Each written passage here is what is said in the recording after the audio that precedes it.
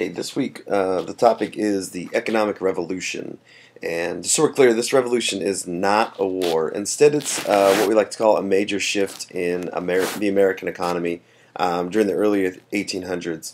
This occurred mainly because of two reasons: the Industrial Revolution and the Transportation Revolution. And these two things kind of happening around the same time, between that time period, between 1790, 1850, basically the beginning of the country.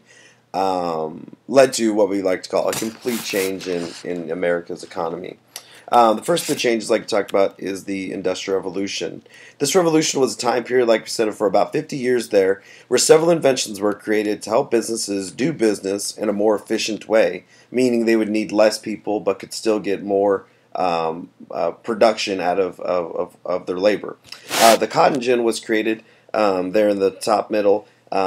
Basically to remove seeds from cotton, a really simple task, but this invention cut production time significantly and required less people to do a job. So the cotton that slaves were picking in the fields, they would put in this machine, and before they would have to pick out the seeds by hand, but now the machine does it for them in a much quicker process.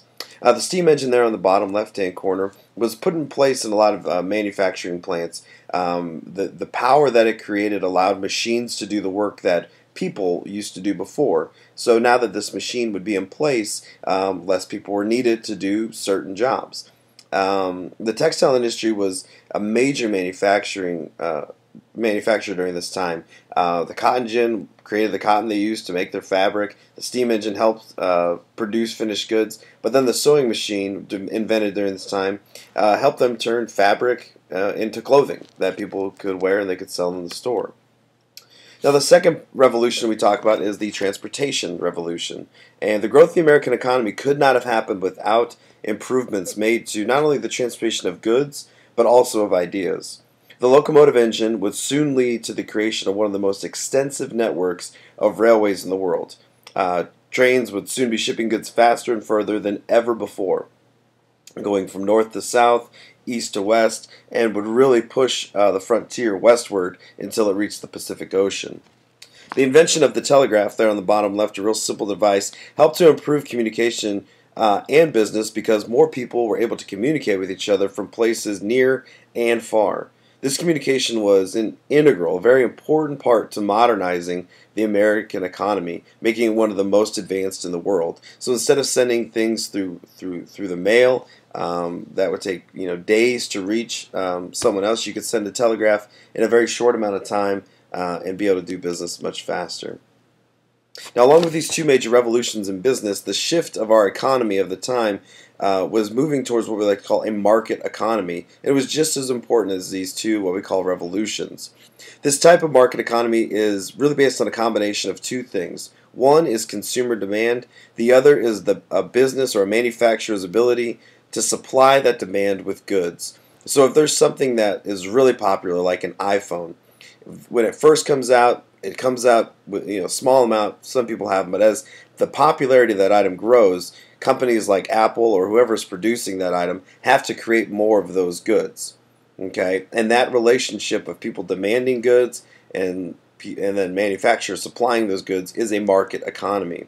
And because the population at the time was growing so rapidly, the demand for goods was also rising. So the demand for textiles, which is clothing and cloth and fabric, the demand for more food, more lumber, more of these goods to make business work was increasing.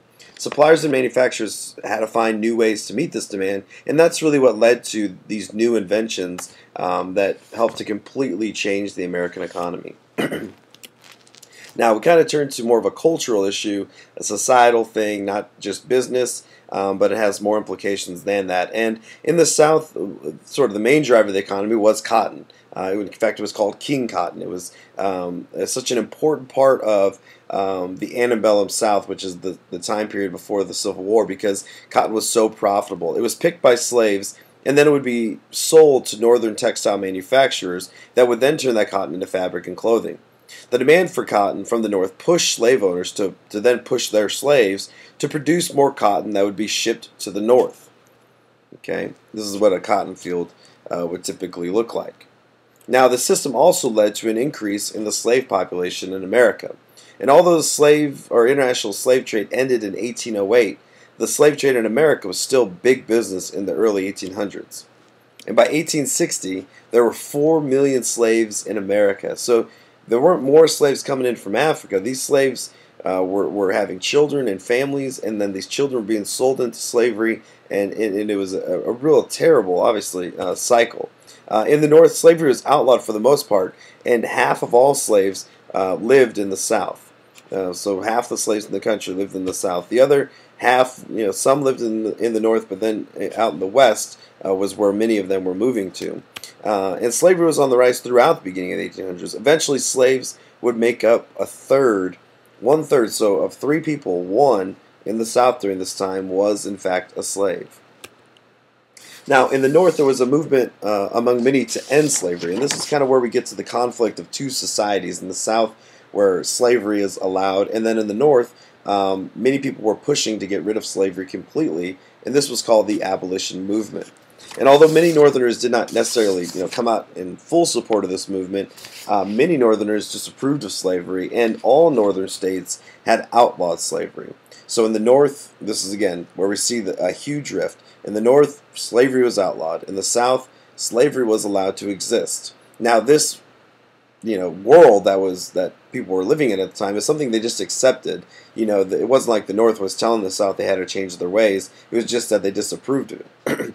But the relationship between these northern and southern states and businesses with the South and the slave states was what the Atlantic magazine called a peculiar institution.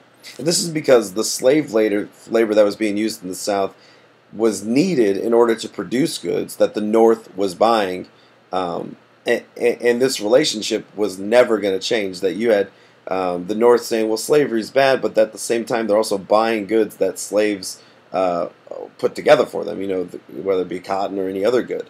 And many historians consider the North just as guilty as the South for the growth and the continued use of slave labor in America. And although this was a huge argument between the two sides, when we start talking about the Civil War, to say that slavery is the only reason of the Civil War is completely wrong.